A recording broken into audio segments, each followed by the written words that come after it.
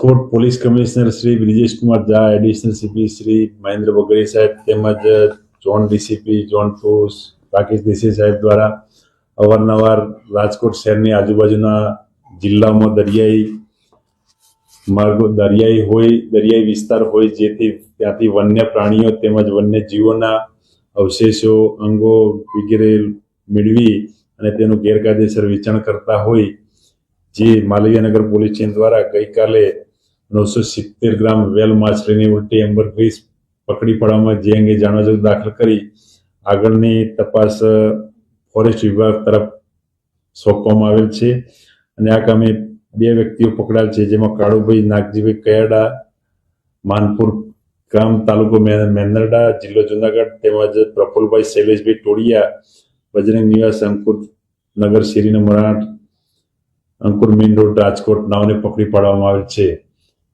અંદાજિત કિંમત કેટલી હશે? તેની અંદાજિત 970 ગ્રામ જે વેલ માછલીની ઉલટી એમ્બરગ્રીસ પકડવામાં તેની કિંમત 97 લાખ રૂપિયા જેટલી હાલની બજાર કિંમત ગણાય છે. પ્રાથમિક વિગતમાં કોને વેચવાના હતા કઈ સામે આવી છે? ના, હજી સુધી કોઈ પ્રાથમિક વિગતમાં બહાર આવેલ નથી, પરંતુ તે ફોરેસ્ટ વિભાગ દ્વારા ઊંડાણપૂર્વક તપાસ કરી આગળની વધુ તપાસ કરશે. અંતિમ સવાલ, આ ઉલટીનો ઉપયોગ ક્યાં થતો હોય છે?